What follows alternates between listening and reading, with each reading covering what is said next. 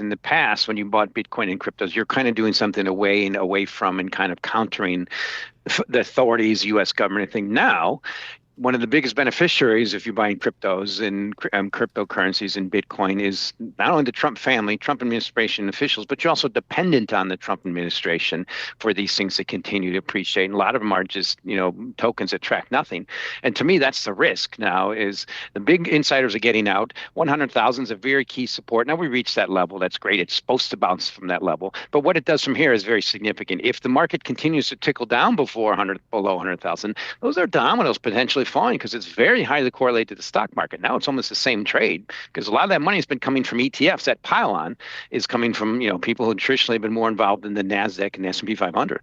Right. It's a risky asset that trades in tandem with equities rather than treasuries, even though a lot of people talk about it as this safe haven.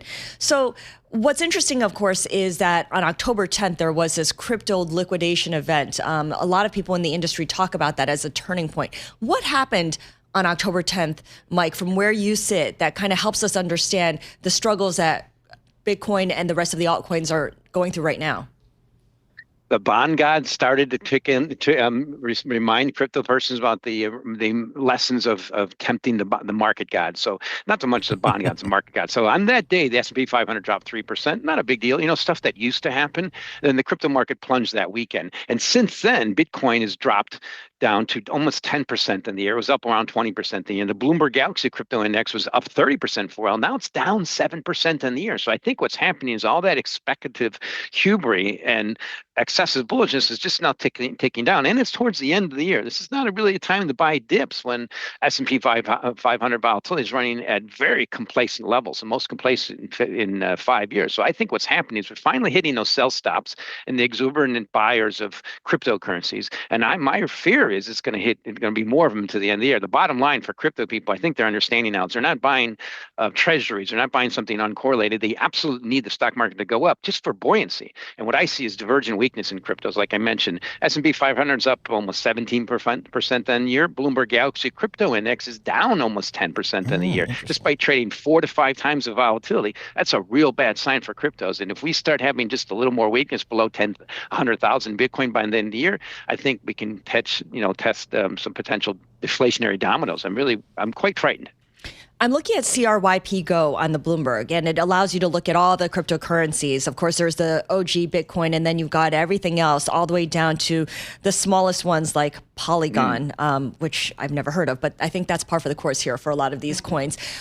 Does it follow that every time Bitcoin does something, the rest of the digital coin sector follows suit? I mean, are people making the distinction between how Bitcoin trades and how Ethereum trades or Tether? Do you look into that? Absolutely, Scott. I'm glad you went there because they're all correlated. Bitcoin's beta in the space. So if Bitcoin drops 10%, all these other cryptocurrencies typically drop 20 to 30%. One good example is Dogecoin. It has $25 billion market cap, and it's number 9. It was launched as a joke. It is a joke. It tracks nothing. This is the kind of stuff that, to me, reminds me of kind of things I read about in 1929, and I remember in 1999 and 2007 in the U.S. It's just silliness of an excessive bull market. So the key thing to remember is crypto people tell you Bitcoin's different. I can point out, yeah, sure it is.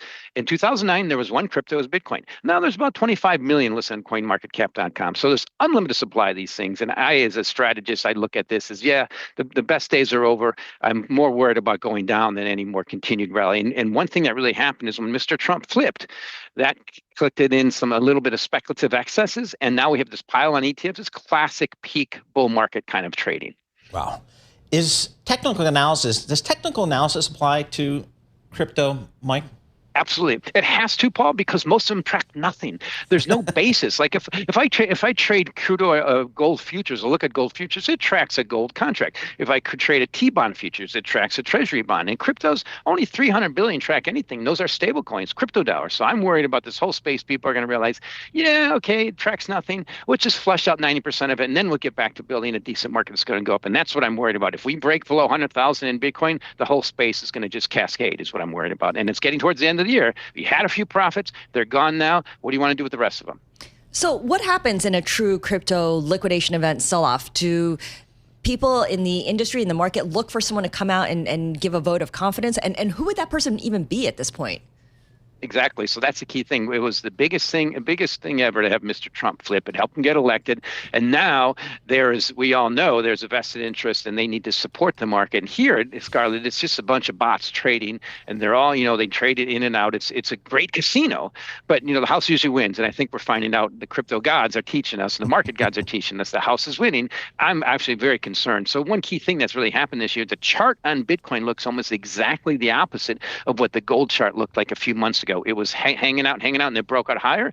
Now that crypto chart's breaking down. It's on like a monthly candle chart, so I'm really worried about it now. And also kind of leading indicators. MicroStrategy. Now strategy was a leading indicator of Bitcoin. It's below its 200-day moving average, and it rolled over in August.